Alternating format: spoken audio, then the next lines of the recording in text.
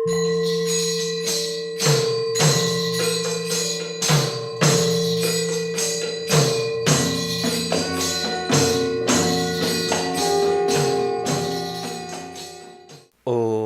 Asato Ma Sadgamaya Tamaso Ma Jyotirgamaya Mrityurma Amritam Gamaya Om Shanti Shanti Shanti.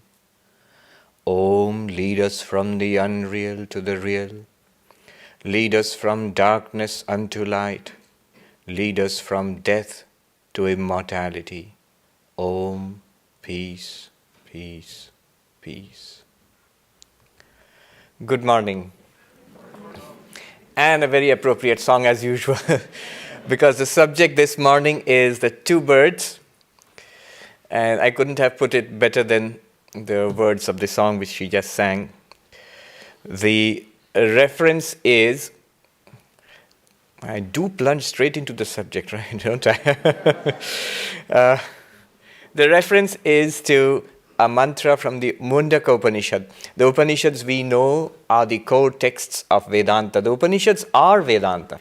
In fact, in Sanskrit, when we define Vedanta, when we used to teach, the novices in the main monastery in near Calcutta, we would start off by defining Vedanta. What is Vedanta? And the Sanskrit definition goes short and sweet. Vedanta nama Upanishad pramanam.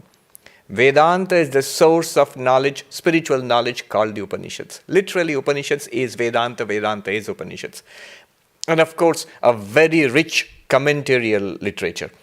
But in the original text, one of the Upanishads, the Mundaka Upanishad, which by the way was also the source of the interesting metaphor of archery, which I used 2 weeks back here, is this other metaphor of the two birds.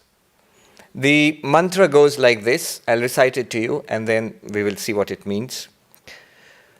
Dva suparna sayuja sakhaya samanam vriksham parishasvajate tayoranyam pippalam swadvatti anashnananyo abhijakashiti.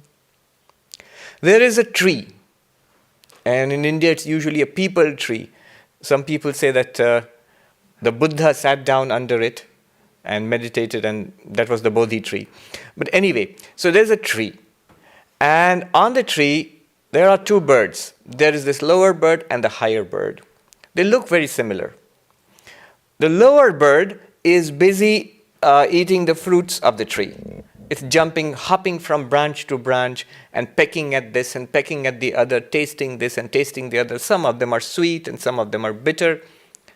And when it tastes a bitter fruit and it looks up and sees this, suddenly it notices this other bird sitting high up on the tree. That bird just watches. It just sits there and shines, calm, not seeking the fruits, not eating the fruits of experience, not doing that. And this lower bird looks at the higher bird and feels, how nice, so peaceful, if only I could be like that. And hops up one step towards that, one more hop up towards that. But unfortunately, it gets distracted. Oh, there's a nice fruit. Let me taste that before I go. And goes to that fruit and starts eating. And it's nice. It really is nice. So it wants to taste another and another. And has forgotten the higher bird. Until it tastes a particularly bitter fruit and goes, oh, and looks up again. Oh my God, I forgot about the other bird. That bird is so peaceful and happy. And then this way, spiritual life, it goes like this, in hops, and then 2 steps forward and 3 steps back. And then finally it goes closer and closer. And as it comes closer and closer to the higher bird, something remarkable happens to the lower bird. Its own plumage begins to shine with the same light. And as it comes very close to the higher bird, suddenly the lower bird disappears and only the higher bird remains. This is, of course, a metaphor, a beautiful structure which explains spiritual life to us. The body is the tree. This body, our body. The body is the tree. And we, the embodied individual, living our lives, that's the lower bird. We are the lower bird.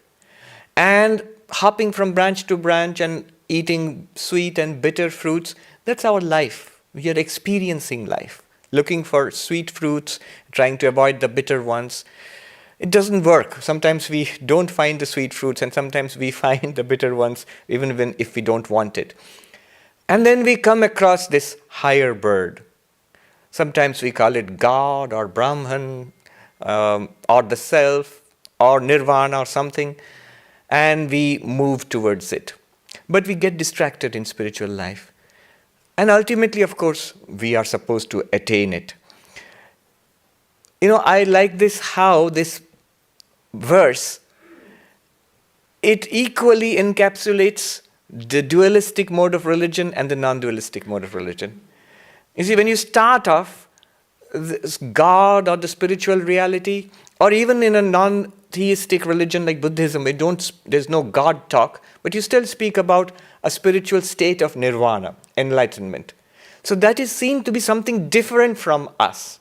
So the higher bird is different from the lower bird. And the higher bird is something to be attained by the lower bird. So a dualistic kind of religion is possible. That's how most of us, we start our religious life. And the Upanishadic verses lend themselves to both kinds of interpretation. A non-dualistic interpretation. By non-dualistic and dualistic, of course, I mean the ultimate reality is one with us, that's non-dualistic. Or the ultimate reality is different from us and we have to attain it, that is dualistic. So these, in this sense, dualistic and non-dualistic.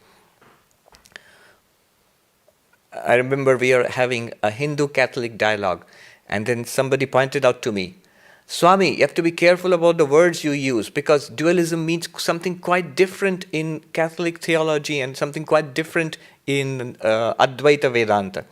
In Catholic theology, it means the dualism of good and evil. And in Advaita Vedanta, it means the dualism of reality and apparent existence. So non-dualism means there's only one reality. But the Upanishads lend themselves to both kinds of interpretation. And therefore, in India, you have the entire spectrum of religion. You have what is a very familiar form of religion. There is God different from us. There are heavens, and there are us, individual beings, suffering beings, who are attempting to realize God. And we render up worship, and we surrender to God, and we pray to God.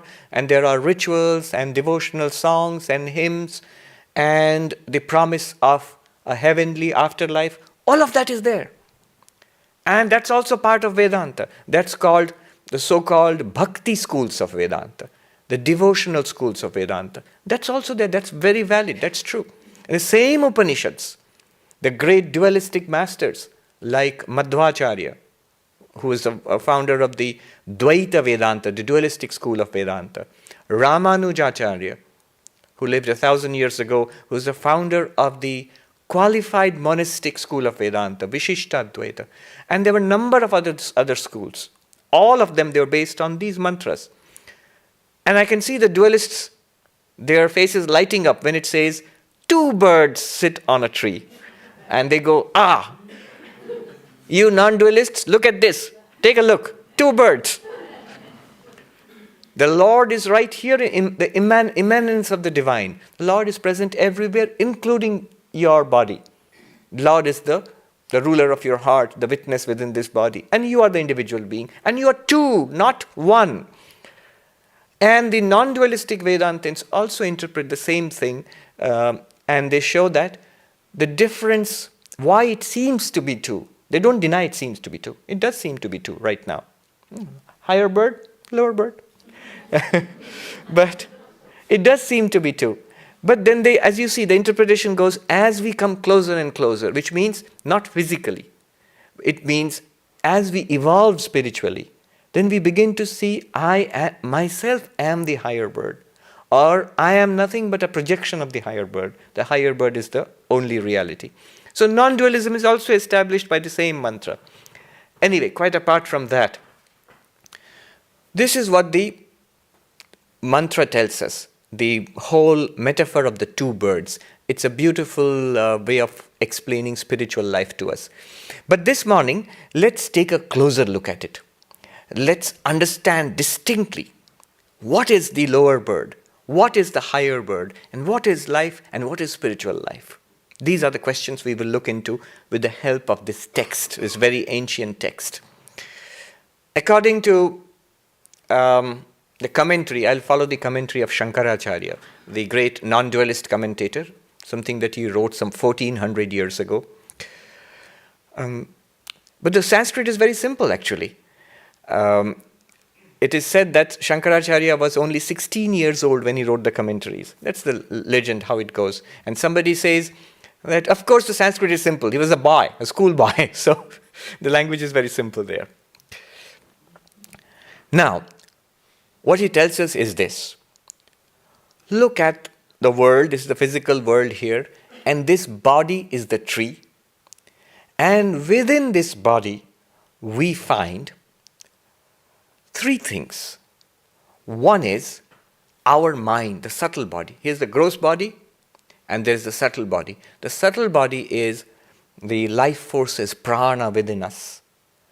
The mind, in Sanskrit, manas, the intellect, distinguishing between the mind and the intellect. Because intellect is the one which we are using now, hopefully, to understand all this. The intellect and the mind. So all of this together is called the subtle body. Mind, intellect, the powers of the senses, and the life forces. The life forces are like the battery pack which powers the whole unit. This is the individual being, the subtle body inside, with consciousness, with awareness. And this unit, what is it?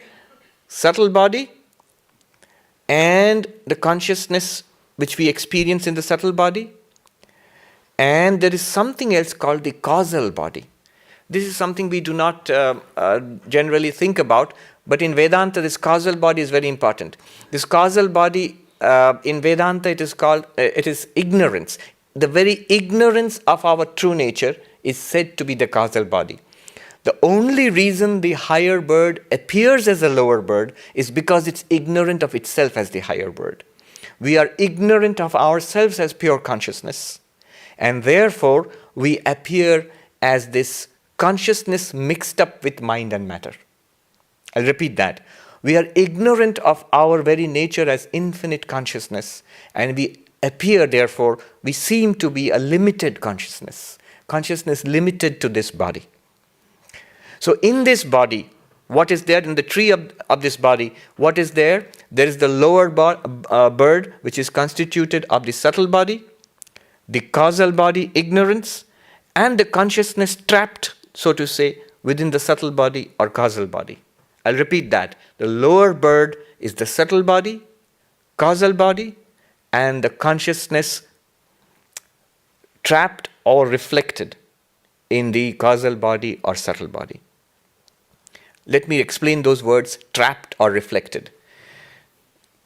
There are two schools in Vedanta to explain our present consciousness. Yes, according to Vedanta, we are infinite consciousness, but ultimately so. Right now, the awareness that we experience an awareness right now. We are sentient beings, aware beings. This awareness that we experience right now is explained in Vedanta in two ways. There are two approaches to it. One is called the school of reflection. It's a school, and they have some 800 years of literature about it. It's a school of reflection. In Sanskrit, Pratibimbavada. Pratibimbavada means pure consciousness is reflected in the mind. Is this theory? No, it's something that we are experiencing. The consciousness, the awareness which we experience within ourselves, you just close your eyes and feel that I am aware. Yes. This awareness is the reflected consciousness.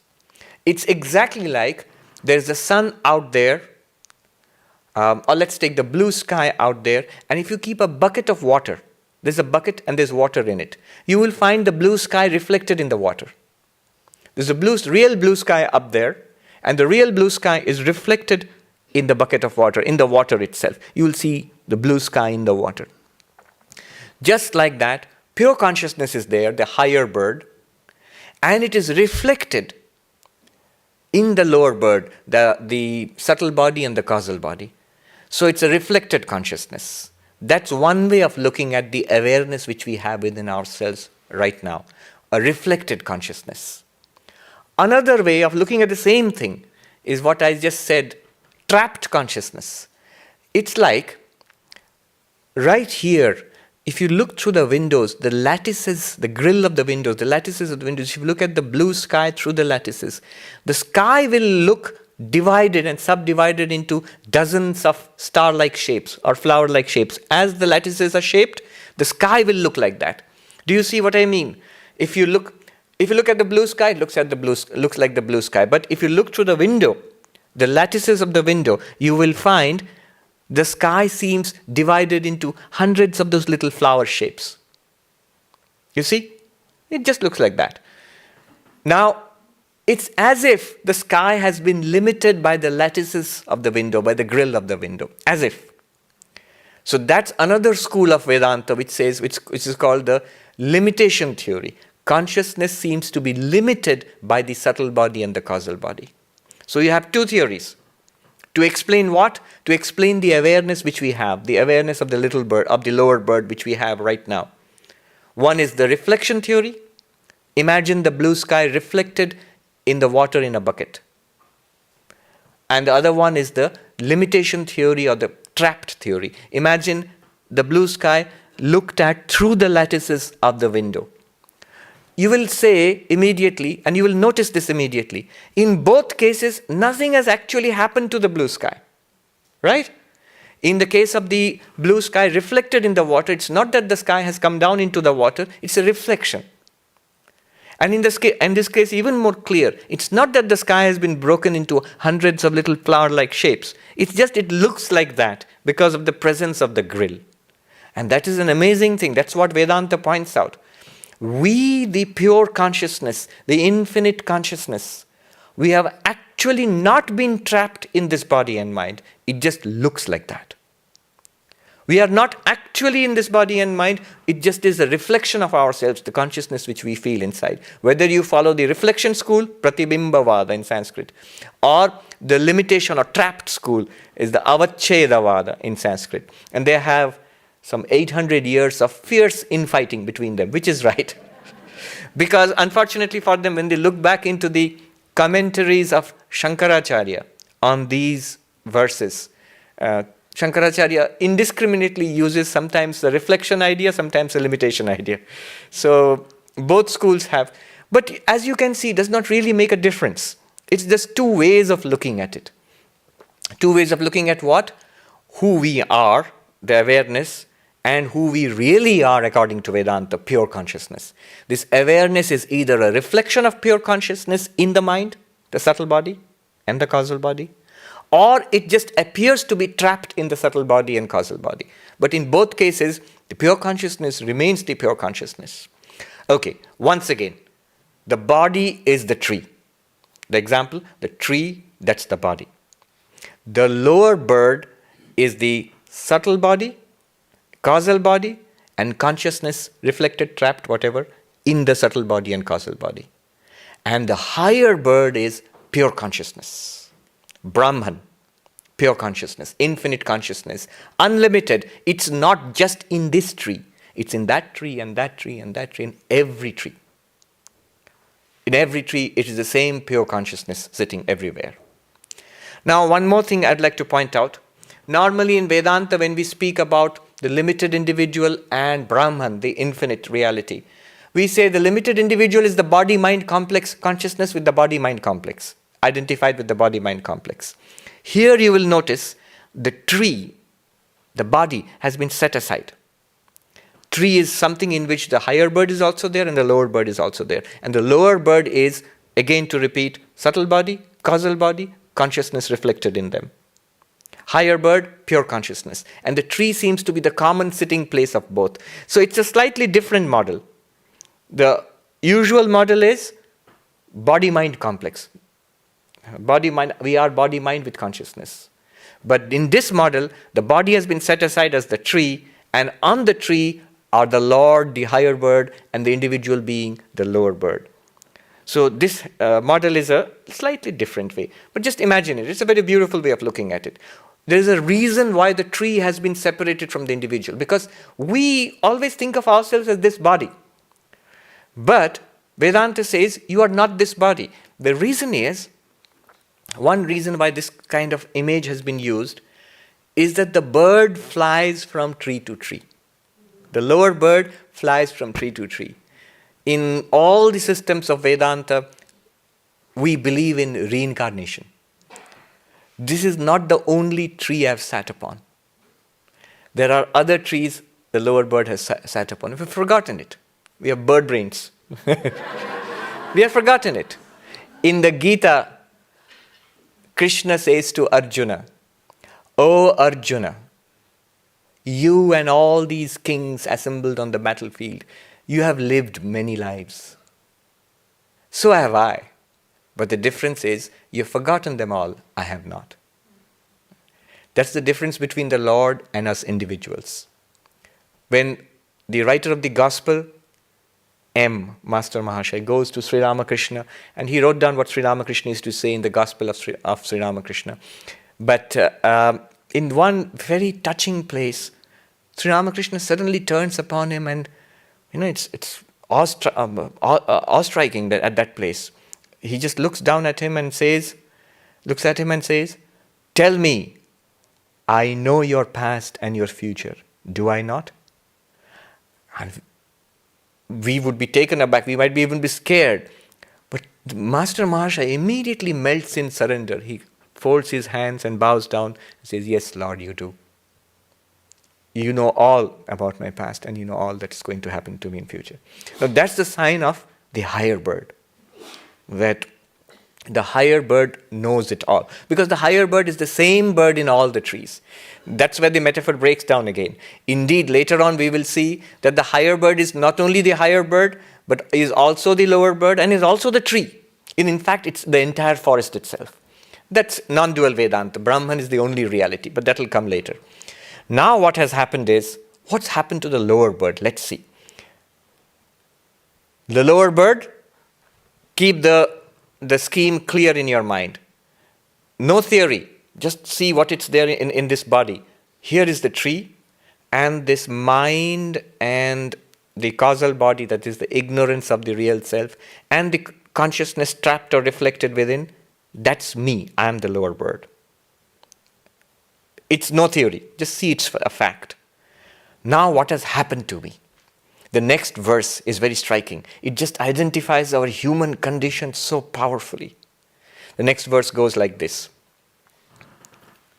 Samani vrikshe purusho nimagna anishaya shochati muhyamana jushtam yada pasyatyanyamisham asya mahimanam iti vita shoka. In this tree, the literal translation, in the tree sits the little bird, the lower bird, sunk in samsara. It literally means holding on, clutching the tree, and powerless, helpless, suffering, and deluded. Perchance, sometimes, it sees the glorious higher bird. And seeing the glory of the higher bird is delivered from its suffering. This is the literal translation. Now, what does it mean? Let's go through this carefully. The human condition is put forth so beautifully here. And we will see, as I go through this, you will see yourself nodding in agreement. In this tree sits the lower bird. In this body, we sit. Nimagna, the Sanskrit word nimagna means sunk in samsara. Sunk in samsara means completely identified with this tree. Of course, the bird doesn't think that I am the tree, but we think I am the body. Or the bird might think it's my tree. So we think this is my body, this is who I am. Completely identified with this. And being completely identified with this, what happens? Shankaracharya the commentator uses a phrase. Ignorance, desire, action. Avidya, kama, karma. Ignorance, desire, action. It's a favorite phrase of the commentator. What does it mean?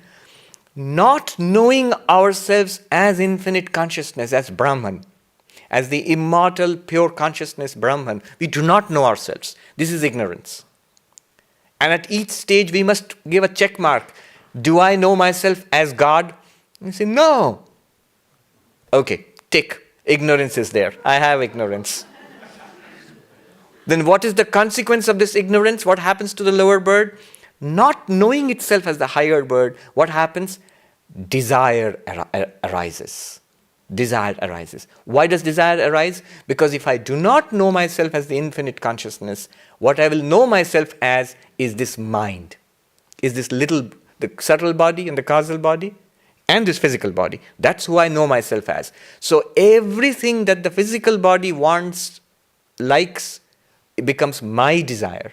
Every limitation of the mind becomes my limitation. Every desire in the mind becomes my desire. Finding myself limited, I am born and I grow. That's fine. Being born and growing is fine. But here, wait. What comes next? Then I decay and I grow old and there is disease. That's not so fine. And then the worst of all, there is death. So immediately there are these limitations. And desire comes. I must hold on to youth. I must hold on to good health. I must hold on to a happy state of mind. The pursuit of happiness, it's given as something that we are supposed to do, but we take it as a fundamental right. I must be happy. Why am I not happy? So I must maintain this state of happiness in my mind. And so on. Desire arises.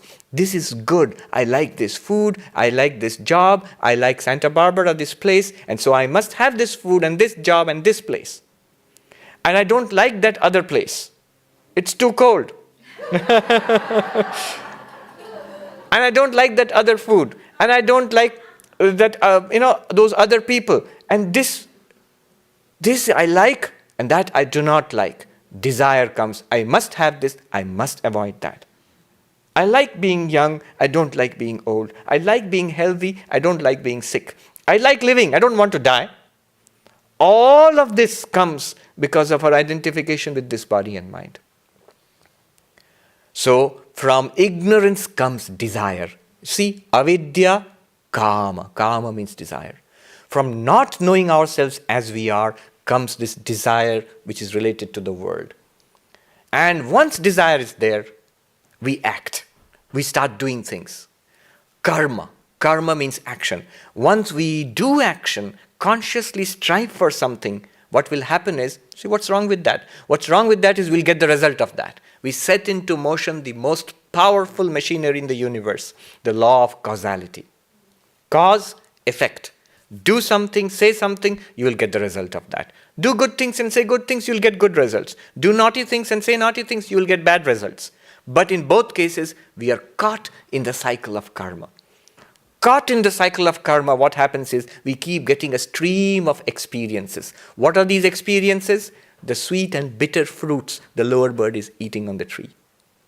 The various kinds of experiences of life stream into our lives. We want those experiences, but the thing is, of course, we want the good ones and we do not want the bad ones, but it's a package deal.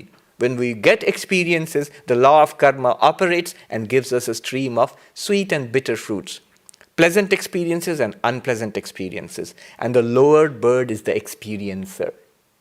You see, it is pure consciousness, reflected or trapped in the subtle body and causal body, which is the experiencer. I am translating from the commentator. Bhokta. Bhokta in Sanskrit means the experiencer. Who is the bhokta? Who is the experiencer? Not pure consciousness in itself, but pure consciousness streaming through this mind becomes an experiencer. And it's trying to experience, leads to action. Karta in Sanskrit, it means the doer of actions, agent of actions. Who is the karta? Not pure consciousness in itself, not the higher bird. It's that pure consciousness shining through, reflected in the subtle body and the causal body, identified with the physical body, who starts doing actions. It's the lower bird which hops. That hopping from branch to branch is action in life, what we do in life. So that action, the lower bird is the agent of action, karta. The lower bird is the experience of the results of action, bhokta. Whereas the higher bird is neither the doer nor the experiencer, but it enables the doing and experiencing by shining upon the lower bird. And so the lower bird goes through life. Avidya, kama, karma. Ignorance gives rise to desire, and desire gives rise to action. Once action starts, then results will come. And the results are not exhausted in one life. As the tree dies, no more fruits in the tree, it's dried up. The bird flies from this tree to another tree. So this is a recurring motif in Indian spirituality, that going from life to life. So they believe in many lives. Some beautiful songs are there. I remember Bhim Shen Joshi, a classical singer, Kumar Gandharv, classical singer. Ud jayega hams akela. The bird, the swan will fly off alone. This aloneness is the motive of the lower bird. When it flies up from the tree, it goes alone. None of its friends will come with it. No relatives, no friends, nobody. It flies off alone into the sky to reach another tree. Beautiful, just coming to my mind, songs are there. As evening comes, the birds fly off from the tree. The guru goes to his karma and the disciple goes to his. The guru and disciple were on the tree, and the guru was teaching the disciple, and they were practicing, and so on and so forth. As death comes, the tree dies, means the birds fly off. The subtle body flies off. It goes to some other world. And the guru goes to the result of his karma, and the disciple goes to the result of his karma. So it's a beautiful way of speaking about it. And it starts a chain of birth and death. The whole cycle of birth and death. Why? Why is there birth and death? Because there are results of karma. Effects of cause. Why is there results of karma? Because of karma. Why is there karma? Because of our desire. Why do we have desires? Because of our ignorance. Ignorance of what? That the higher bird. Of the pure consciousness of our true nature. All of this from one word, nimagna, sunk in samsara. And identified with this body and mind, in this tree of the body. What happens to the lower bird? Anishaya shochati. It suffers because of powerlessness, helplessness. You see, what happens to us is, as we go through life, I want to be happy as this individual. So I start off by making changes, I try to change things in my life. I start off that way. The immature person tries to change the things. Better, more gadgets, more houses, more cars, more stuff in my life will make me happy. Very soon I realize that the stuff is not making me or wife or husband or the children, it's not really making them happy. It might be making them even more miserable. So I say, okay, the stuff is not making us happy. How about new experiences? Let's go for a vacation, let's do some skiing, this and that. Especially in this country, I have seen that whenever some time opens up on your schedule, immediately you fill it up. It's like some time in the schedule, it's open. Oh my God, this Sunday, there's nothing to do. What do I do? Let's go to the Vedanta Society. No, I'm just joking. I'm just joking.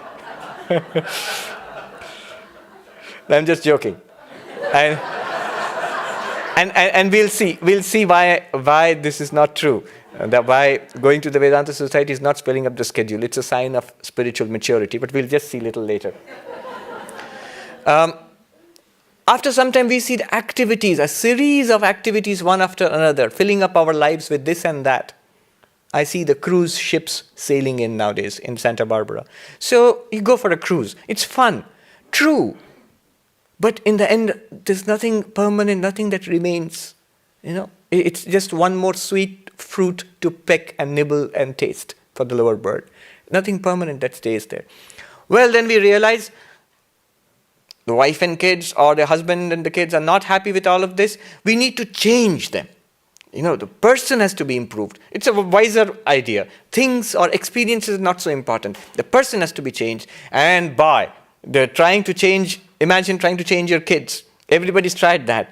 And everybody says, they're so awful.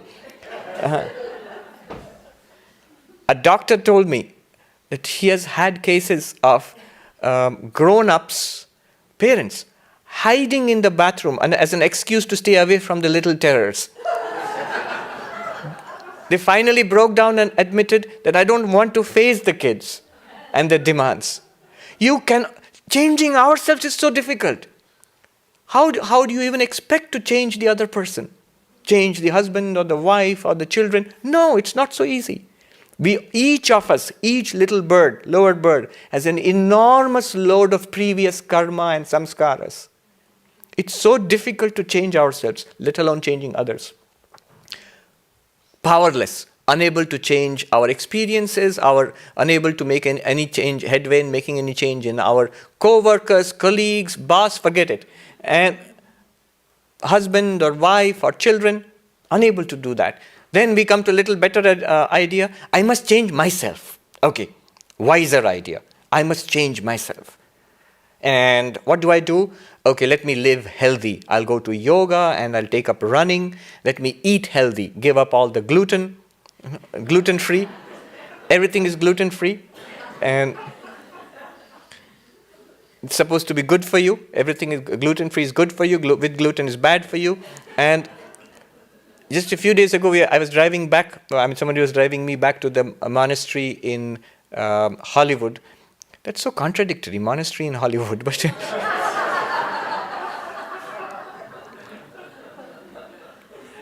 Gerald Hurd, Christopher Isherwood writes that Gerald Hurd told him, I'll take you to this place in Hollywood, which is hidden by Maya, as it were. It's a spiritual place, the Hollywood monastery, he says, 1950s, I think. And he says it's so difficult to find in between Ivor and Avenue and all. It's like it's hidden. But anyway, I was being driven along there in the car, and I saw this big billboard which says gluten-free. Wait for it. Gluten-free vodka.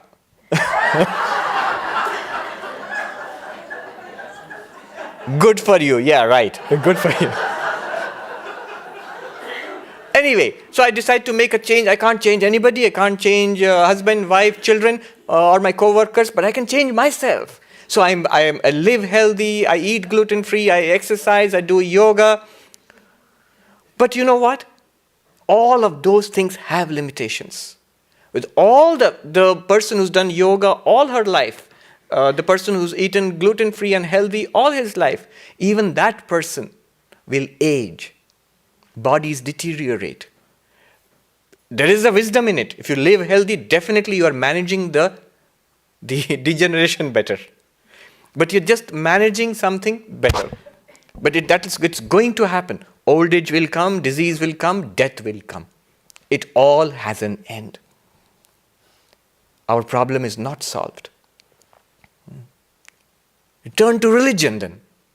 Conventional religion. All right, I believe in God. God exists. God will bless me and make my life better, cure my cancer, make my life better. People will be nicer to me. Things will change. Maybe they do. Sometimes they do. Sometimes they do not. You see, the difference between conventional religion and spirituality, there's a big difference. The difference is like this. In conventional religion, what we are doing is, we are using God to make our lives better. You see, I believed in God and God cured cancer. I believed in God, I prayed to God, and my husband or wife who was being nasty to me changed. And therefore I believe in God and God is good to me. And all those may be true, but I am not impressed. The reason I am not impressed is, often without praying to God, cancer is cured. And often after lots and lots of prayers to God, cancer is not cured. I just heard this very inspiring story about Houston Smith, who wrote The Religions of the World, the classic book on comparative religion. Even now it's used as a textbook in different religion classrooms. It seems he's still alive, very, very sick now. I just heard this from the sisters, they told me the story. It seems that he had a very beloved granddaughter who was murdered. And after that, somebody came and interviewed him. And they said to him, "So now, Professor Smith, do you still believe in God?" And his answer, it seems he speaks like this, his answer was, "How absurd. People get killed every day. Just because it's my granddaughter, should I stop believing in God?" Now, that's a very powerful insight. Whether a good thing happens to me or a bad thing happens to me, that does not necessarily prove or disprove the existence of God. You see, it proves or disproves the existence of God to whom?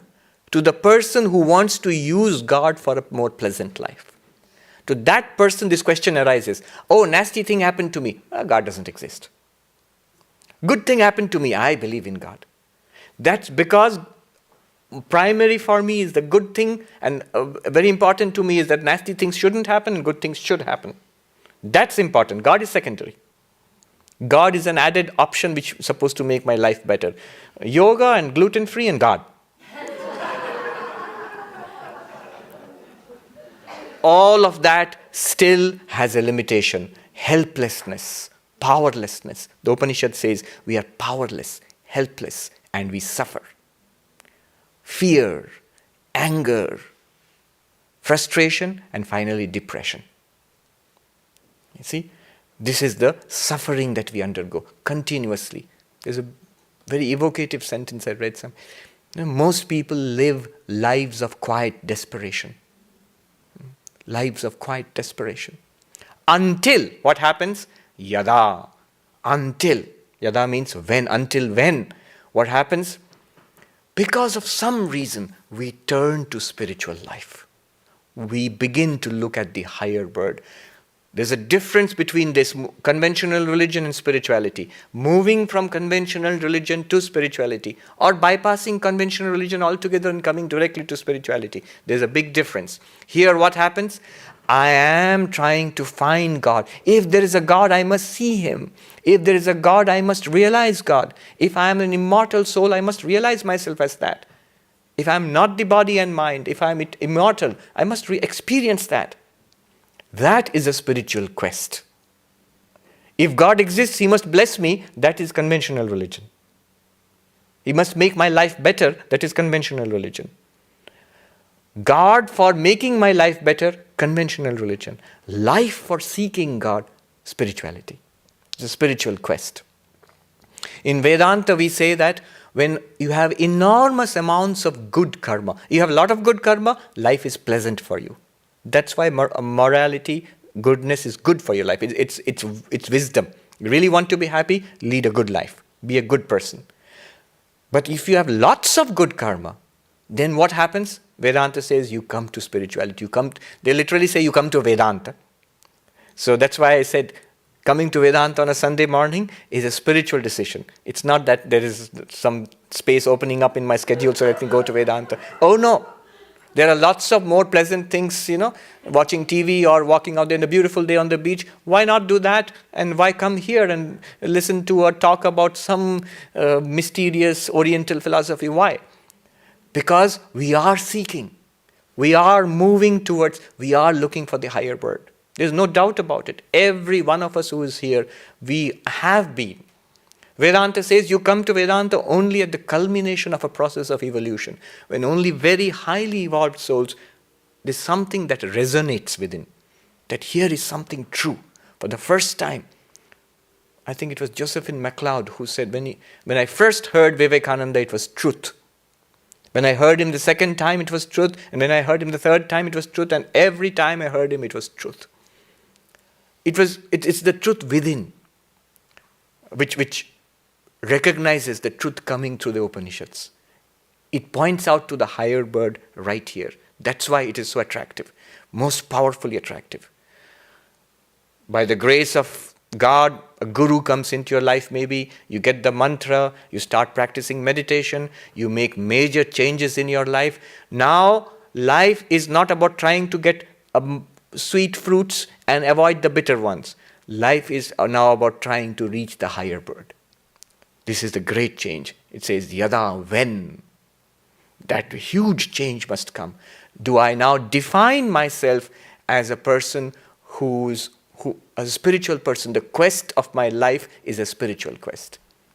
If there is God, I must find God. If I am an immortal soul, I must know who I am. Then you are one with the Buddha.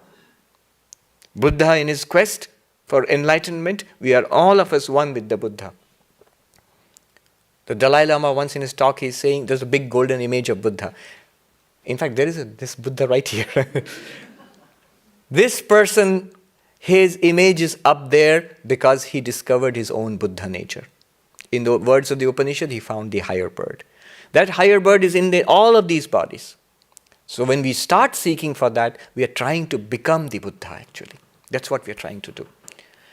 So as we do that, spiritual practices, prayer and meditation. Prayer not for getting good things in life. Prayer for finding God, for identifying God.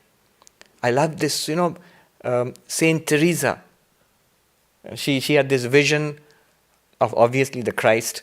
And before she could say anything, that figure in the vision, that bearded figure, glowing, standing in front of her, asks her, "Who are you?" And she automatically, without thinking, she replies, "I'm Teresa of Jesus." And then she asks this figure, "Who are you?" And the figure replies, "I'm Jesus of Teresa." Yeah, you see? That becomes the goal. I must be one with that higher bird. I must be one with that spiritual reality. This change comes. And it has come to all of us because we are here. Then what happens? The next big transformation, all of these big changes start coming then. I become moral in my life, not because it's something to be practiced. It becomes because this is who I am. I am honest because this is who I am. Otherwise, I'll be unhappy. I am pure. I do not indulge in the mud of the senses, sense pleasures, because this is who I am. If I do that, I'll be unhappy at the end of it. In Somerset, Mom, if you chase pleasure single-mindedly, very soon you find nothing pleasing anymore. That maturity we have all got. At some time, people must come to that maturity. That endless partying is not the solution to life's problems. That most of people understand by the time they are out of their teens. Some do not. So then I realized that this reality is there. These are big transformations which come. So we move from to the level of morality, level of purity, and level of spiritual practice, prayer, meditation, calmness of mind, till the next step comes. What is the next step? It says, Pashyati, you see for the first time. What do you see? The higher bird. You actually see it. Maybe not with the physical eyes, but it is an experience. The clouds, the fog parts for a brief second, and you see this enormous vista opening up before you. An infinite existence. It's the existence of the entire universe in one reality. That's what it feels like. Shining. It says the bird is golden. The golden word means it is pure consciousness shining forth. Existence consciousness. It shines forth. You see, what will happen at that point is, till that point, you are searching for the higher bird. You're searching for God, for Brahman. After that seeing, even one seeing, after that seeing, we know it is there. We have found it. Then it doesn't end. The process does not end. Then the process is of stabilizing oneself in that. Many of us, I have known so many people who have had glimpses. But now the real thing is to become stabilized in that. The real thing is not to slip back into the branches and start hopping around and picking at this and that again. The real thing is to become stabilized in my identity as the higher bird. Aham Brahmasmi. I am Brahman. No longer a matter of belief. No longer something fantastic. It's a fact. Now how can I stabilize myself in that fact? So that will become. Now spiritual practices will change. Till that point, spiritual practices were seeking for God, seeking for the higher bird, seeking for the true self, Atman. After that time, After that seeing, initial seeing, spiritual practices will continue. They'll become more intense. But then the practices are not for seeking or seeing. The practices are for becoming established. I have found it. Let me not slip back into my identity as the lower bird anymore. All right. One more thing. The next thing is asya mahimanam iti vita shoka. Then what happens? After knowing yourself, finding this higher bird, then the lower bird and the tree and the entire forest is seen as the glory of the higher bird, is seen as the radiance of the higher bird. It's not that the higher bird flies away from this body. Then you don't have a body, you don't have a mind, you don't have a life. I was saying that once I was talking about Vedanta and a lady, she was looking at me sternly in the class. And in the Q&A session, she said, I don't know, it all seems to be, it all seems to be a way of avoiding responsibility. You've got so much responsibility, a family and a job and the housework to do, the dishes to do, and you're using a particularly clever philosophy of saying that, oh, I'm not the body, I'm not the mind, and I don't need to do all of that. No, you're not avoiding responsibility. When you look back upon life, this very life, this world, this body, the tree of life, all of this appears as the glory of the higher bird, as your glory. You yourself are shining forth as the universe. You are one with everything. You are one with the lower bird and the tree and the entire forest and with all the lower birds also. They are all you. This universe becomes your glory. Then what happens? This very life continues, but then it becomes a joy. It becomes bliss. If the body is old and diseased, even that is bliss. Youth is bliss, old age is bliss, health is bliss. When health goes away and the body breaks down, it's still bliss. That's when Ramakrishna, in advanced cancer, throat cancer, when his disciple Turiyananda, Hari Maharaj, comes and asks him, how are you today, sir? And he says, oh, there is so much pain and I can't eat. There's pain here, I can't eat. And Hari Maharaj says, the disciple says, but I see you are in great bliss. That would be a cruel thing to say to a cancer patient. But how does Ramakrishna react? He bursts out laughing and he says, oh, the rascal has caught me out. He has caught me out. He can still function as the lower bird with the mind and body and all the experiences. But you know firmly all the time that you are the higher bird. Then all this life becomes a glory, a play, a joy. No longer, it becomes, it's like a movie then which you are enjoying. Even the tragic parts of it are no longer tragic. The tragedy is still there. You may even cry at it, but you also know you're completely safe from it. All of it, we will go through it, but with absolute equanimity and joy. And you'll do what has to be done, much better than we were doing earlier. In the Panchadashi, Vidyaranya says, the whole of Vedanta is shifting the reference of the I. I, vertical I, not this. Vertical I, shifting the reference of the I. What do you mean shifting the reference of the I? You see, when we use words, words mean something.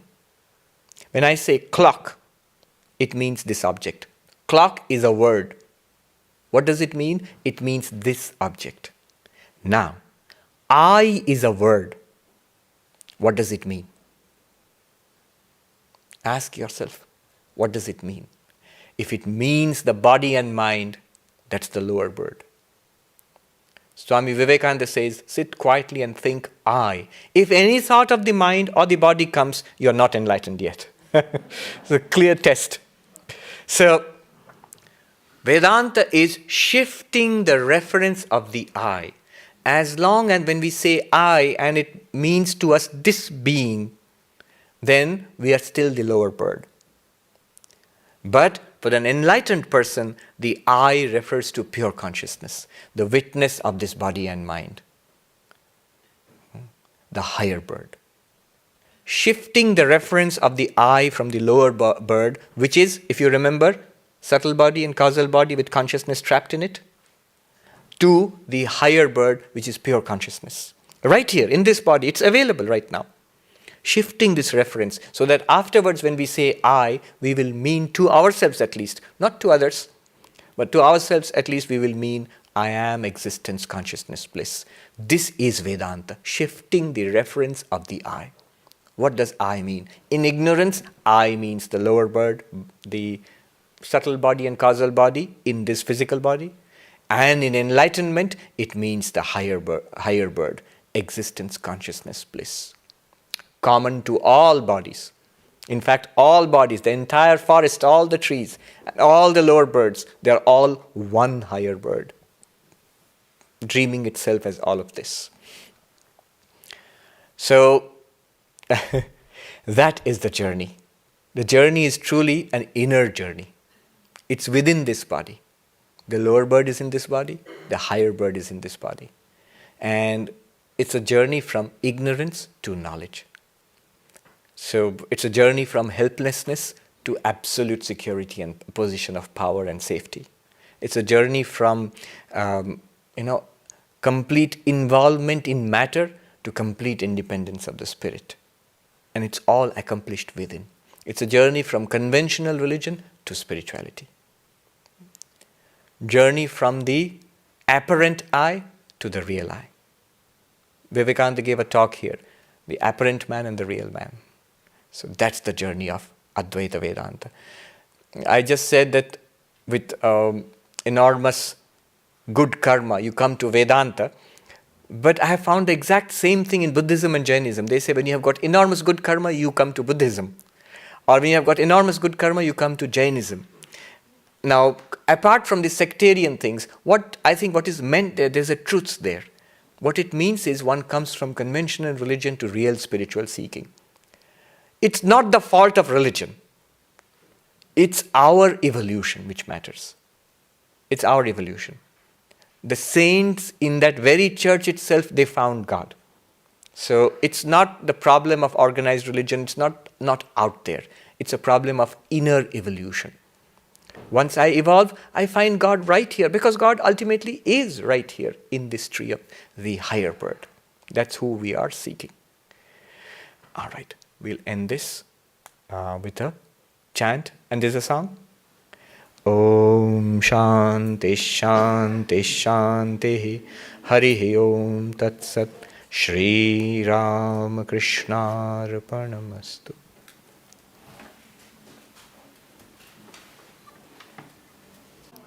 So I'll end with my favorite chant, which is Purnamada Purnamidam. Om Purnamadah Purnamidam Purnat Purnamudachyate Purnasya Purnamadaya Purnamevavashishyate. Om Shanti Shanti Shanti Hari Om Tat Sat Shri Ramakrishna Arpanamastu.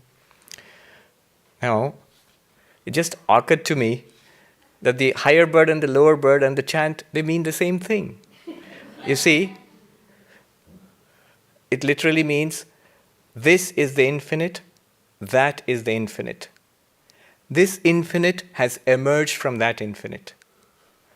If you see that infinite in this infinite, the infinite alone remains. Now, you can yourself put it in the terms of the two birds. This lower bird is the infinite. That higher bird is the infinite. This lower bird has appeared from the higher bird. In this lower bird itself, if you find the higher bird alone remains. Om, peace, peace.